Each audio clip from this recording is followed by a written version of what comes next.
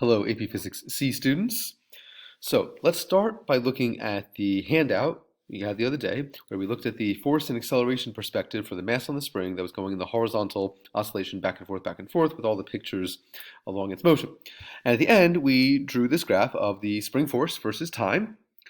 And of course, we know spring force is equal to negative kx, so the x equation is a cosine omega t, x is a function of time. But remember, in this particular situation, the object started with a compression, and we talk about compressions being a negative position. That means it started at a position of negative a. And so we could offset the whole position function by the factor, the phase angle pi. We could also just bypass that by saying it starts at negative a, and that will describe it as well. That's much easier. Carrying that through, that means that the spring force is K A cosine omega t, and so when time equals 0, the spring force starts at Ka, which again makes sense, because if the spring starts compressed, that's a negative position. In this case, it was to the left. That means the spring force points to the right. That's towards the positive direction, and so yes, it's going to start at Ka. Cool. Now, what would have been different if instead we started with the spring in the stretched position? Well, that means that we would pull it out to the right, and that's the positive direction. And then the spring force would point back to the left, which is the negative direction, and so we'd have negative Ka cosine omega t, or really the whole graph would just flip over vertically, right? So this is what's happening for a horizontally mounted spring initially compressed. This is what it looked like if it was initially stretched. It would start with the negative Ka, but everything would proceed the same way.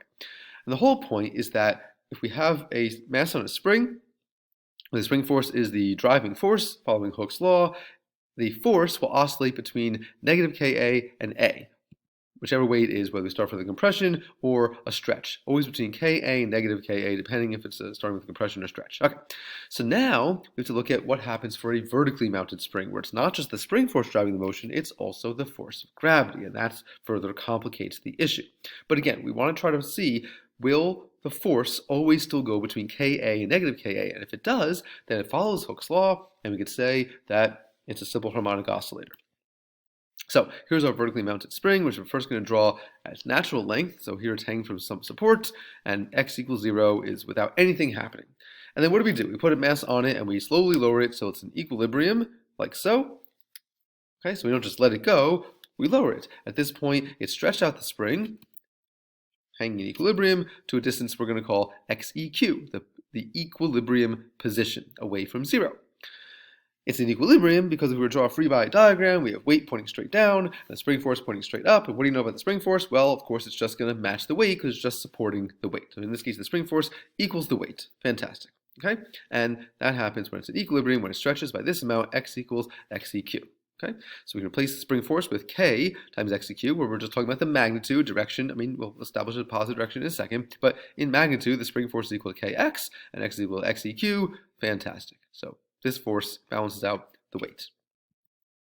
But then, to set it into simple harmonic motion, or oscillatory motion, we got to stretch it down or release it, or bring it up a little bit. In this case, let's stretch it down an extra distance, which we're going to call capital A for amplitude. Okay, so here's the starting length of the spring without a mass. When you hang the mass in equilibrium, it stretches down to xeq, equilibrium position, and then from there, we stretch an extra distance A. So this here, between here and here, would be A, and this whole position away from 0 is the equilibrium position plus the extra stretch that we use to set it into oscillatory motion. Now, if we draw the free body diagram, weight is still pointing straight down, and that hasn't changed, but we've stretched the spring more. So if we stretch the spring more, what does that do to the spring force? Well, it's going to increase it. It's going to point up more than the force of gravity, which I hope makes sense, because what should happen next? If I pull it down and let it go, well, of course, the spring force has to be the force of gravity because it's going to spring back up and start to oscillate. So this makes perfect sense. Okay, let's shift the whole thing over so we have more room to play with here.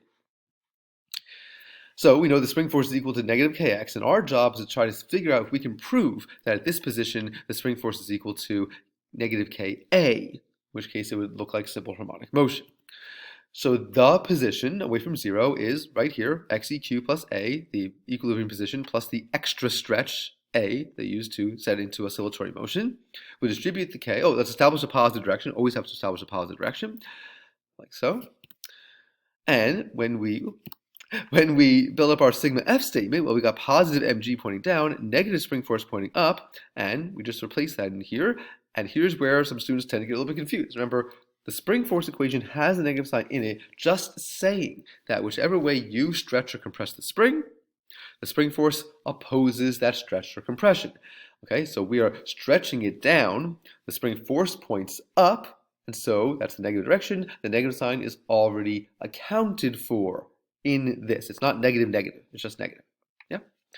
Okay, we distribute the k to both of these terms, like so, and remember our goal is to try to prove that sigma f, at this point, the driving force for the system, is equal to negative ka. It doesn't look like that's going to happen, though, until we remember this over here, that when it was in equilibrium, the spring force matched the weight. So we can just substitute that in. Kxeq is equal to mg in magnitude, right?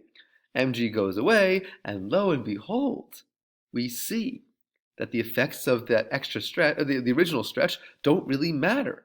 That the net force at this moment is negative Ka.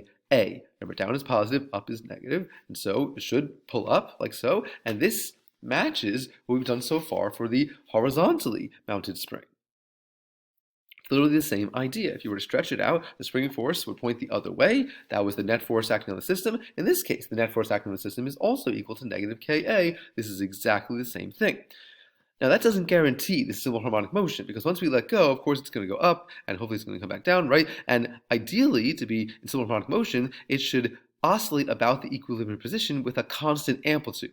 If we stretch it down by A, it should go up by A as well, and the net force should go between negative Ka and Ka, just like it was for the worksheet we did the other day for the horizontally mounted spring.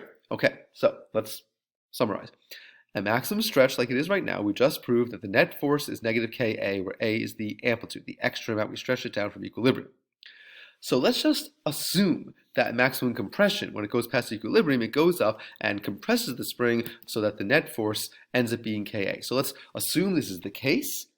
And if, in assuming this, we can also prove that the position from around the equilibrium position goes up a distance A, that would match simple harmonic motion. That's the idea. Okay, so we're assuming this, and then let's see if we can prove what the position is above the equilibrium position, and if it's A, things are going to be good. So we do our sigma f statement. We're still going down positive. Positive mg minus spring force, which is kx. And we are assuming this, right? We're postulating that the net force is Ka. Let's be very clear, right? We're going to be above the equilibrium position, right? So that down is positive, so we want the Ka to point down so that the net force points back down, trying to go back towards the equilibrium position. Things are looking good. Remember, mg is equal to Kxeq, so that goes right in here. And now we have a k term in every part of this equation. We can just cancel it out, and we see this. And now let's just solve it for x, the position when the net force equals Ka. Do a little swap, and it says that the position, the stretch of the spring, is the equilibrium position minus A. Is this what we wanted?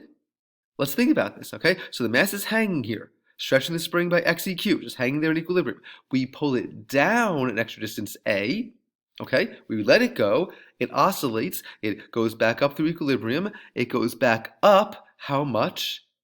A, right. So when it goes back up and momentarily stops, when it's at maximum compression, we just proved that the position away from the zero is the equilibrium position minus A. Minus A. That means that everything is working perfectly. Everything proceeds in the same way. It is simple harmonic motion with a net force that goes between negative Ka and positive Ka with an amplitude that goes about the equilibrium position of the same amount. A down, A up. Positive A, negative A. This is simple harmonic motion, which is great because it's much easier to do demonstrations with a vertically mounted spring, and we now have confidence that that is still simple harmonic motion.